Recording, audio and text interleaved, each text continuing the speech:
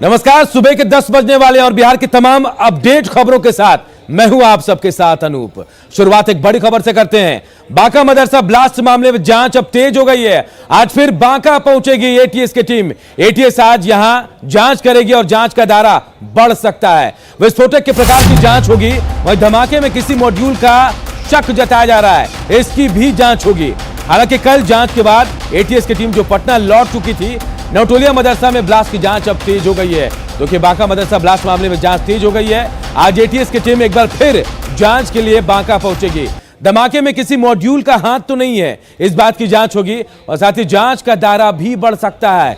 यह भी कहा जा रहा है पटना से आज एटीएस की टीम बांका पहुंचेगी और जांच आज एक बार फिर तेज होगी। एटीएस फिर से खंगालेगी उन तमाम सबूतों को जो वहां से निकाला जाएगा।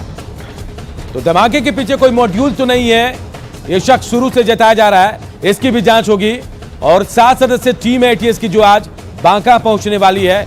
कल भी बांका में जांच की थी एटीएस की टीम ने, उसके बाद पटना वापस लौट गई थी और आज वापस पटना से बांका आने वाली एटीएस की टीम और जांच का दायरा बढ़ सकता है। इस धमाके के पीछे कई राज हैं, उन राजों को खंगालेगी, सबूतों को खंगाला जा रहा है। बारूद, आईडी बम, कैसे धमाका हुआ, इस बात की भी जांच होगी। किसी मॉड्यूल का हाथ तो नहीं है, इसकी भी जांच होगी।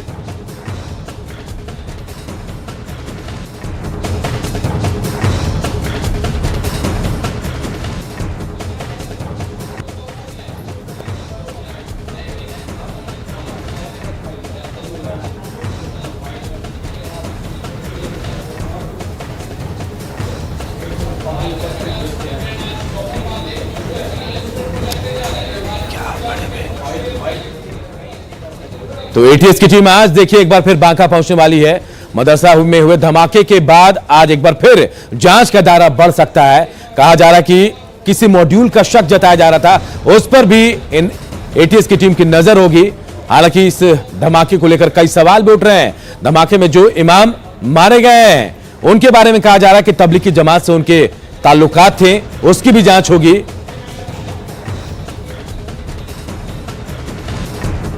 और नागेंद्र द्विवेदी हमारे सहयोगी बांका से जुड़े। नागेंद्र, 50 घंटे से ज्यादा का वक्त हो गया है, पुलिस के हाथ अब तक खाली है, क्यों किसी की गिरफ्तारी नहीं हो पाई अब तक? अनुप, देखिए मैं आपको बता दूं कि अब इस मामले का जांच का दायरा काफी बढ़ते जा रहा है। अभी फिलहाल एटीएस के साथ साथ मैं आपको ब्रेकिंग न्यूज बता रहा हूं कि आईबी की भी टीम पहुंच रही है और आईबी की टीम के साथ साथ अब जांच का दायरा और बढ़ेगा। और मैं सबसे पहले बता दूं कि जो कल तक ये जानकारी मिल रही थी कि मृतक इमाम का तबलीगी जमात से संबंध था, उनके बारे में अब ये जानकारी छन के आ रही है कि उनका हमेशा दौरा आना जाना बंगाल से होता था। तब ये साफ जाहिर हो रहा है कि बंगाल से आना जाना होता था तो कोई ना कोई मॉड्यूल इसके पीछे काम कर रहा है। अब इसके इर्द गिर्द ही अब जांच एजेंसियां अपने जांच को बढ़ा रही है। फिलहाल अब एटीएस और आईबी की टीम पहुंचने वाली है। अब जांच में क्या निकलता है अब देखने वाली बात है। कई सवाल हैं। सवाल यह भी कि कुछ लोगों के बारे में जानकारी मिली कि धमाके के बाद कुछ लोग गांव छोड़कर भाग खड़े हुए और जिस इमाम की हम बात कर रहे हैं उनका शव गांव के बाहर कार से मिला है। कौन थे वो लोग, कार कैसे वहां पहुंची, क्या इस बात की जानकारी पुलिस नहीं दे रही है?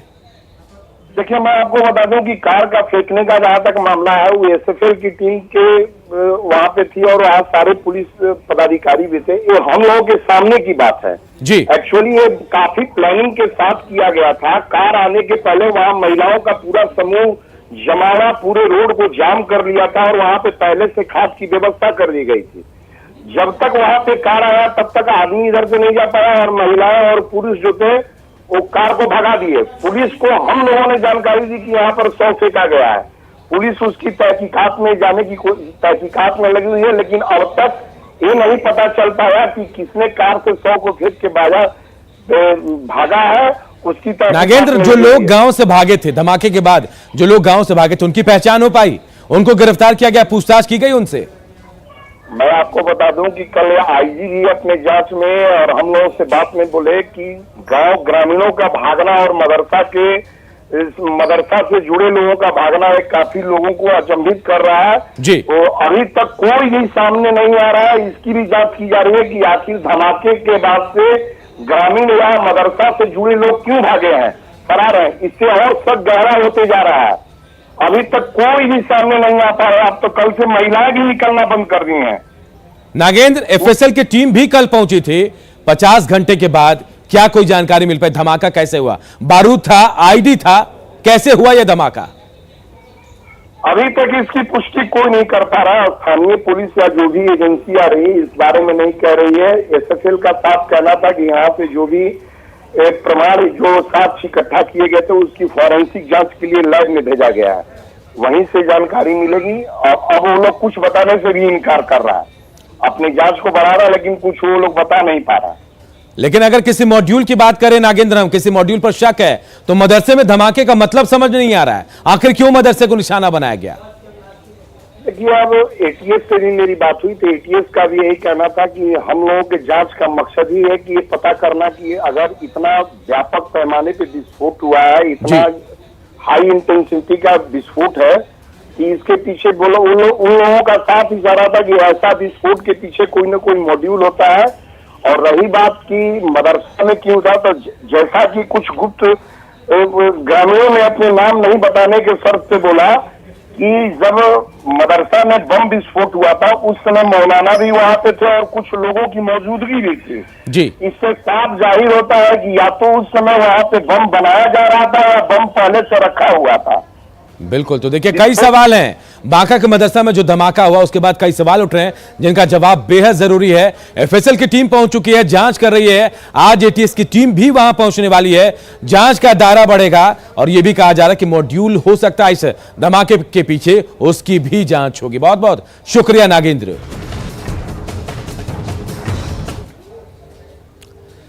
इधर बांका मदरसा ब्लास्ट में अब तक क्या हुआ है यह भी चलिए हम जान लेते हैं। मंगलवार की सुबह 8 बजे तेज यहां धमाका होता है। जी हां, मंगलवार 8 बजे ये तेज धमाका हुआ यहां नोटोलिया के मदरसा में। 8 बजे सुबह जबरदस्त धमाका हुआ और देखिए, इस धमाके में मदरसे के इमाम अब्दुल मोमिन की मौत हो गई। इसके बाद एफएसएल की टीम यहां पहुंची और एफएसएल को जांच के दौरान बारूद के निशान मिले हैं। भागलपुर रेंज के डीआईजी भी मौके पर पहुंचे, उन्होंने भी जांच की। एटीएस की टीम भी देखिए कल से ही बारीकी से जांच कर रही है। आज भी एटीएस की टीम पहुंचेगी। धमाके में आईडी ब्लास्ट की आशंका भी जताई जा रही है। हालांकि यह भी जानकारी मिली कि इमाम जो है अब्दुल, उनके तार जो है तबलीगी जमात से भी जुड़े हैं और मदरसा ब्लास्ट मामले में एनआईए की भी लगातार नजर है। धमाके के हुए 50 घंटे से ज्यादा का वक्त बीत गया लेकिन अब तक किसी की गिरफ्तारी भी नहीं हो पाई। चलिए बढ़ते आगे। मुजफ्फरपुर एसकेएमसीएच में लाश पर वसूली होती है। जी हां, एसकेएमसीएच परिसर में मौजूद मेडिकल ओपी पुलिस मौत के बाद शव की समीक्षा रिपोर्ट बनाने के लिए 2 से 3 हजार रुपए वसूलती है। यह खुलासा एक वीडियो के जरिए हुआ है। मेडिकल ओपी थाने में सालों से तैनात चौकीदार वीडियो में ओपी के भीतर ही रुपए लेते दिख रहा है। हालांकि मामला सामने आने के बाद अधिकारी अब इससे पल्ला झाड़ रहे हैं तो प्रभारी दारोगा इसे दलालों की करतूत बता रहे हैं। मंगलवार को सरैया के रेवा घाट निवासी विश्वनाथ दुर्घटना के शिकार हो गए और उनकी मौत एसकेएमसीएच में हो गई। इसके बाद शव की समीक्षा रिपोर्ट बनाने के लिए चौकीदार सुखदेव ने 2000 रुपए की डिमांड की तो परिजनों ने किसी तरह शाम को 1000 रुपए की व्यवस्था की और जब चौकीदार को पैसे दिए गए तब जाकर शव की समीक्षा रिपोर्ट बन पाई। इसके बाद पोस्टमार्टम के लिए उसे भेजा गया। पोस्टमार्टम में देरी हुई तो परिजनों में नाराजगी देखी गई।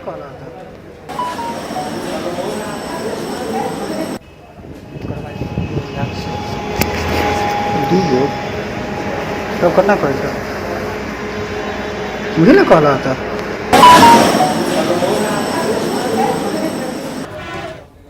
थाना प्रभारी जो है 1 बजे हमको बोले कि हमारे लोगों को कि हम खाना खाने जा रहे हैं और आए हैं 4 बजे। इसका नतीजा यह है कि एफआईआर दर्ज हुआ और नहीं यहाँ पोस्टमार्टम हुआ और एफआईआर दर्ज करने में उन्होंने मांगा था 2000 रुपया लाइए, लेकिन उनको 1000 रुपया पर माने क्या कर लिए? कहे कि 2000 रुपया लाइए, खर्च लाइए, दिया गया 1000 रुपया। और देखिए, घूस लेने का सिलसिला यही नहीं रुका। बुधवार को फिर से वही खेल हुआ लेकिन इस बार उसका वीडियो बना लिया गया और लाश के सौदे का खुलासा हो गया। बुधवार को सीतामढ़ी के चंदौली के महिला सावित्री देवी की मौत एसकेएमसीएच में हो गई जहां 2000 रुपए के चौकीदार ने डिमांड की और चौकीदार सुखदेव का पैसे लेते वीडियो कैमरे में कैद हो गया। हम आपको 2 तस्वीरें दिखा रहे हैं। पहली तस्वीर में देखिए मेडिकल ओपी का चौकीदार सादे लिबास में 2000 रुपए गिन रहा है और दूसरी तस्वीर में फिर वही चौकीदार ओपी में प्रभारी दारोगा के टेबल पर ठाठ से वर्दी में कुर्सी पर बैठा है। तो करना पड़ेगा, मुझे ना कह रहा था।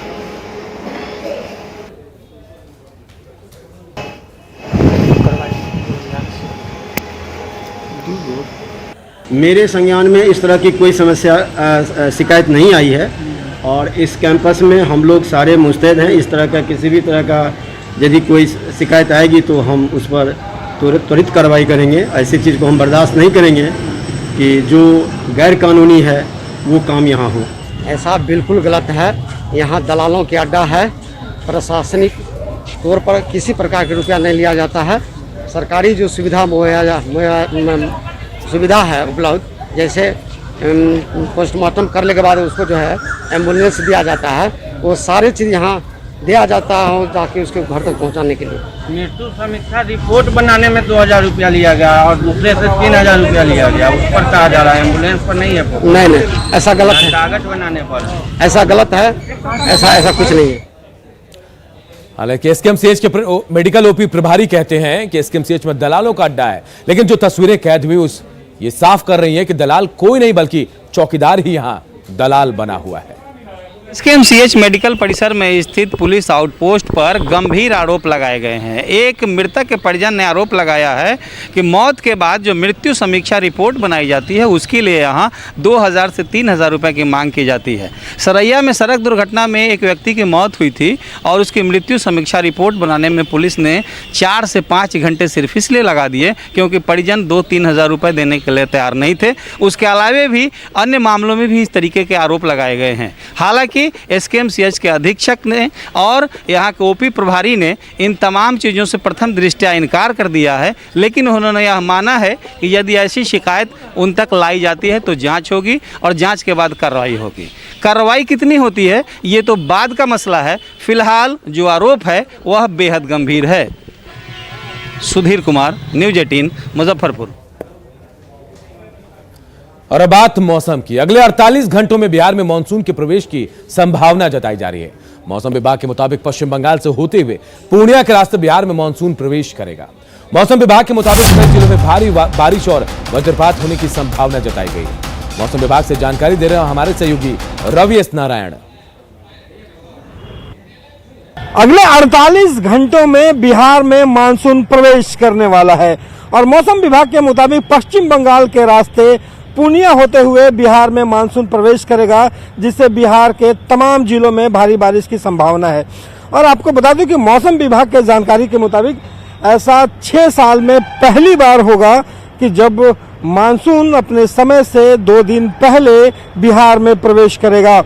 मौसम विभाग ने इसे लेकर के अलर्ट जारी किया है कि जिस ढंग से मौसम मानसून पहुंच रहा है वहां से बिहार के कुछ जिले में भारी बारिश और भारी वज्रपात होने की भी संभावना है, क्योंकि कई जिलों में देखा जा रहा है कि पूर्वी जो हवाएं हैं वो चल रही है, जबकि कई जगहों पे जो है पश्चिमी हवाएं चल रही हैं। तो दोनों के टकराने के कारण अगले 3 दिनों में भारी वज्रपात, तीव्र वज्रपात होने की संभावना मौसम विभाग ने जताई है और इसे लेकर के अलर्ट जारी किया है। मौसम विभाग ने कहा है कि ऐसे सभी जिले जो झारखंड से सटते हैं उसके मुताबिक जो रोहतास है, औरंगाबाद है, नवादा है, बांका है, जमुई है, पश्चिमी चंपारण ऐसे जो जिले हैं वहां पे तीव्र वज्रपात हो सकता है। उन जिलों के जो लोग हैं वो ज़्यादा सचेत रहें, क्योंकि पिछले साल देखा गया है कि पिछले 1-2 वर्षों में कि भारी वज्रपात के कारण बिहार में कई मौतें हुई है। तो इसे लेकर के जो मौसम विभाग है लगातार अपील भी कर रहा है, अलर्ट भी जारी कर रहा है कि जो लोग हैं वो सचेत रहें। बारिश में वज्रपात के समय जो है लोग अपने घरों में सुरक्षित रहें ताकि लोगों की जान बच सके। कैमरा पर्सन सुबोध के साथ Ravi S Narayan, news 18 Patna. Monsoon आने वाला है और इधर गोपालगंज के उचका गांव प्रखंड के लूहसी गांव का मुख्य मार्ग सालों भर गंदे पानी से डूबा रहता है। हमेशा इस इलाके में बीमारी का खतरा बना रहता है। हैरानी की बात यह है कि इस रास्ते से सांसद, विधायक और जिला प्रशासन के तमाम अधिकारी तक गुजरते हैं, लेकिन इसकी कोई सुध लेने वाला नहीं। देखिए हमारे सहयोगी मुकेश कुमार की रिपोर्ट। अभी हम उसके गाँव प्रखंड के लूसी गांव के पास हैं। आप देखेंगे कि यह लूसी गांव की जो मुख्य सड़क है जो कि थावे प्रखंड मुख्यालय को लाइन बाजार से, फुलवरिया से और जिला मुख्यालय से जोड़ती है। लेकिन आप देखेंगे कि यहाँ पर सालों भर ऐसे ही गंदे नाले का पानी सड़कों पर बहता रहता है। आप देखिए यहाँ पर इस पानी की वजह से लोग अपने घरों में डूबके हुए हैं। देखिए कुछ बच्चे हैं, कुछ जो घर के जो स्वामी हैं वो बच्चों को लेकर घर में हैं, और बाकी जो लोग हैं घरों में पानी जाता है और यहाँ पर लोगों का चलना मुश्किल है। जो गाड़ियाँ हैं वो अक्सर दुर्घटना करती हैं, गाड़ियाँ हमेशा इस पानी की वजह से उलट जाती हैं। इसकी वजह से लोग जो है दुर्घटनाग्रस्त भी हो जाते हैं, चोटिल भी हो जाते हैं। देखिए एक महिला हैं, वो जाने का प्रयास कर रही हैं, लेकिन इनको पानी में ऐसे ही चल के जाना पड़ेगा। तो अभी कोरोना संक्रमण काल में जब बीमारियाँ जो बढ़ी हैं, तो ऐसे में ऐसे पानी की वजह से लोगों के बीच में बीमारियों की आशंका और बनी हुई है। कई लोगों का कहना है कि यहाँ पर सालों भर पानी लगा रहता है, जिससे बीमारियाँ की जो आशंका हमेशा बनी रहती है। लोग अक्सर बीमार भी होते रहते हैं। कई बार शिकायत भी की गई थी अधिकारियों को, बावजूद इसके अब तक यहाँ की पानी की निकासी की कोई मुकम्मल व्यवस्था नहीं की गई। मुकेश कुमार, न्यूज़ 18, गोपालगंज। नालंदा के बिहार शरीफ के रहुई प्रखंड में घटिया सड़क निर्माण से ग्रामीण परेशान है। डिबरापुर से शाहपुर गांव जाने वाली निर्माणाधीन कालीकरण सड़क के निर्माण कार्य में भारी अनियमितता बरती जा रही है। हम तस्वीरें भी आपको दिखा रहे हैं। आप तस्वीरों में देखिए कि कुछ ही दिनों पहले यह सड़क बनी थी हाथ या पैर से, अब ये सड़क आसानी से उखड़ भी रही है। ऐसे में जब इस पर वाहन या गाड़ियों का परिचालन होगा तो ये सड़क कितने दिनों तक टिक पाएगा, ये सवाल अब ग्रामीण पूछ रहे हैं। लेकिन नालंदा में कैसी सड़क बनी है, इन तस्वीरों को देखकर आप अंदाजा लगा सकते हैं कि कुछ ही महीने पहले सड़क बनी, लेकिन सड़क का हाल ऐसा कि अगर हाथ या पैर से भी आप सड़क को हटाने की कोशिश करेंगे तो ये टूटकर आपके हाथों में आ जाएगा। और अब जरा सोचिए, ऐसे सड़क पर गाड़ियों का परिचालन शुरू हो गया तो कितने दिनों तक सड़क को बचा कर रखा जा सकता है। ठेकेदार का यह कारनामा, भारी अनियमितता बरती गई और अब ग्रामीण भी सवाल पूछ रहे हैं कि अगर ऐसे सड़क बनाया जाएगा तो क्या होगा। भारी अनियमितता बरती गई, लापरवाही बरती गई और पैसों का बंदर बांट हुआ है। अभी हम मौजूद हैं नालंदा जिले के रहुई प्रखंड के भादवा रोड में, जहां आप देख सकते हैं कि जो सड़क है ये रहुई के भादवा के पास से शाहपुर तक करीब 3 किलोमीटर ये सड़क गुजरती है और ये सड़क का निर्माण किया जा रहा है। लेकिन ये देख सकते हैं किस तरह से ये सड़क कितने दिन तक चलेगी और ये कितना कामयाब रहेगा, इससे ही साफ पता चल रहा है। अब यहाँ दिखा सकते हैं कि जिस तरह से ये जो सड़क है, ये सड़क पूरा एक तरह से सारे लगता है जिसे अनाज की तरह यह समेटा जा रहा है। इससे यही साफ जाहिर है कि घोटाले की बू बहुत बड़ी मात्रा में है और ये सड़क से कितना अंदाज़ा लगाया जा सकता है कि इस पर कितने लोग कितने दिन तक चलेंगे और कितनी वाहन दौड़ेगी। यहाँ पर और दिखा सकते हैं किस तरह से लग रहा है कि गिट्टी से एक तरह से सरिया दिया गया है और ऊपर से जो पिच है धूल कण देकर समटा ये सरिया दिया गया है ताकि लोगों को, ये अधिकारियों को, मंत्रियों को, सरकार को ये धूल झोंका जा सके कि ये सड़क बना दी गई है। लेकिन ये सड़क, इससे यही पर पता चल सकता है कि कितनी कामयाब है। जब ये पैर से जब ये कवर रही है तो ये वाहन चलेगी तो कितना होगा कारगर। ये अभी फिलहाल निर्माणाधीन है। यहाँ पर जानते हैं कुछ ग्रामीणों से क्या दिक्कत हो रही है और क्या सड़क क्या कैसे निर्माण हुई। ये बताइए क्या परेशानी हुई है? क्या देख रहे हैं? परेशानी तो ये है कि रोड ज़्यादा दिन तक नहीं चलेगा, 1-2 महीना में खत्म। देख रहे हैं तो खाली ऊपर से झाँका जा रहा है बिना पिच का, सब अलग अलग गिट्टी बिखर रहा है अभी है। और गाड़ी चलेगा तो 8 दिन से 1 महीना जेते जेते खत्म। हम यही देखे कि पहले 2 महीना पहले गिट्टी बिछाई हुई थी, उस पर सफाई भी नहीं की गई। 1 इंची या 1.5 इंची यही पिच देकर अब जैसे तैसे एकदम कबड़ता, लात से भूस अगरो मारिए कबड़े हुई जा रहा है।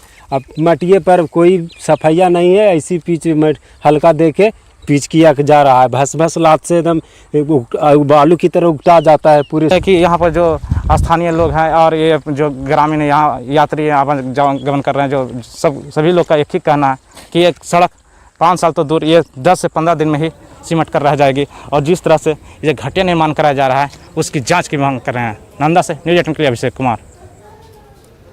अब बात छपरा की, जहां जंक्शन पर क्विक वाटरिंग सिस्टम लगाया गया है। इस सिस्टम से ट्रेन के सभी कोच में 5 मिनट में पानी भरा जा सकेगा। पहले 15 से 20 मिनट का वक्त लगता था। पूर्वोत्तर रेलवे में छपरा तीसरा जंक्शन है जहां यह सिस्टम काम कर रहा है। इस सिस्टम के बारे में बता रहे हमारे सहयोगी संतोष गुप्ता। गर्मी का मौसम आते ही ट्रेनों में पानी से जुड़ी समस्याएं बढ़ जाती है, क्योंकि कई स्टेशनों पर पानी भरने की व्यवस्था मुकम्मल नहीं होती। लेकिन छपरा जंक्शन में इस समस्या को दूर करने के लिए एक कारगर कदम बढ़ाया है। क्विक वाटरिंग सिस्टम इंस्टॉल किया गया है, जो कि बताया जा रहा है कि 5 मिनट के अंदर 20-22 कोच वाले ट्रेन में पूरी पानी की व्यवस्था कर देगा। ये यात्रियों को काफ़ी सुविधाएं होगी, क्योंकि जो पानी की दिक्कतें झेल रहे थे यात्री, उन्हें अब छपरा जंक्शन पर आते ही पानी की तमाम दिक्कतें दूर हो जाएगी। यहाँ पे इस सिस्टम से जुड़े अधिकारी मौजूद हैं, हम इनसे बात करते हैं। क्या शुभ नाम है आपका? मेरा नाम हरिशंकर कुमार है, मैं यहाँ पे कोचिंग डिपो अधिकारी हूँ। ये बताइए कि ये व्यवस्था जो लगी है तो किस तरह से यात्रियों को ये फायदा पहुँचाएगी? ये व्यवस्था गाड़ियों में त्वरित तरीके से वाटरिंग करने के लिए लगाई गई है।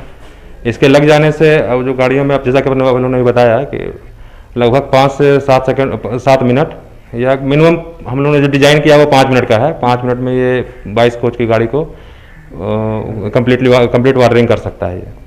इससे है कि हम कम समय में अब गाड़ियों में वाटरिंग कर पाएंगे और गाड़ियों की इससे छपरा जंक्शन मोबिलिटी बढ़ेगी, गाड़ियाँ कम अवधि तक रुकेगी या फिर गाड़ियाँ यहाँ से निकल जाएगी। ट्रेनों के समय में भी कुछ सुधार होगा इससे, और यात्रियों का भी जन परिवार कम होगा। जो वाटरिंग संबंधी समस्या होती थी वो अब कम हो जाएगा। पूरा सिस्टम कंप्यूटराइज्ड है? एक सिस्टम कम्प्लीटली ऑटोमेटिक है और एक स्काडा कंट्रोल सिस्टम पर आधारित है। इसमें हम रिमोटली स्टेशन पे ही एक कर्मचारी के द्वारा जब हमारी आवश्यकता होगी हम उसको ऑन कर पाएंगे और ऑफ कर पाएंगे। ऐसी व्यवस्था और कहाँ पे छपरा जंक्शन के अलावा? इसके अलावा हमारे पूर्वोत्तर रेलवे में अभी तक मडुआरी स्टेशन है और एक लखनऊ डिवीजन में लखनऊ जंक्शन पे लगा हुआ है। ये तीसरा स्टेशन है जहाँ पर इस तरह की सुविधा लगाई गई है। तो देखा आपने कि तीसरा स्टेशन है जहाँ पे इस तरह की सुविधा लगाई गई है। हम एक बार फिर दिखाना चाहें कि ये पूरी तरह से ये जो व्यवस्थाएं की गई, ये आप देख सकते हैं कि कंप्यूटराइज सिस्टम है। कंप्यूटर के एक स्विच से आप इसको एक मैसेज के जरिए इसको ऑपरेट किया जा सकेगा। जैसे ही मैसेज आएगा ये सिस्टम अपने आप चालू हो जाएगा, वहाँ से पानी भरा जाएगा और उस पानी को यात्रियों तक पहुँचाया जाएगा। और फिर ये आप देख सकते हैं कि ये मोटर जब चालू हो जाएगा तो यहाँ से पानी जो है वो सीधे ट्रेनों के पास पहुँचेगा और उसके जरिए जो है पानी ट्रेनों के यात्रियों को उपलब्ध कराया जाएगा। तो कहीं ना कहीं एक ये सुधारात्मक कार्रवाई है। जो लंबे समय से जो पानी की दिक्कतें आ रही थी, ट्रेन जब स्टेशन में पहुँचती थी तो पानी भरा नहीं जाता था, ट्रेन खुल जाती थी, यात्रियों की शिकायत रह जाती थी। ये तमाम शिकायतें जो है इस व्यवस्था आने के बाद अब दूर हो जाएगी और कहीं ना कहीं यात्री सुविधाओं में इजाफा होगा। संतोष गुप्ता, न्यूज़ 18 छपरा। और आज वट सावित्री पूजा है। महिलाएं अपने पति की लंबी आयु के लिए वट वृक्ष की पूजा करती हैं। पटना में भी महिलाएं पूजा में जुटी हैं।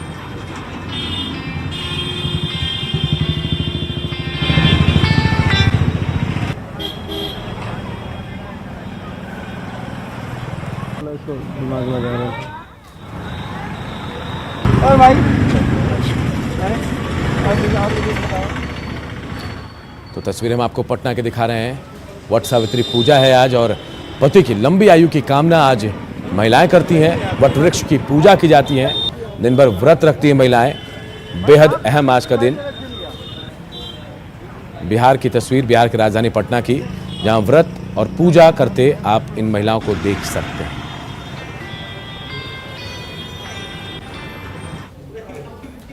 और अपना बिहार के इस बुलेटिन में इतना ही। आगे देखिए जोहार झारखंड।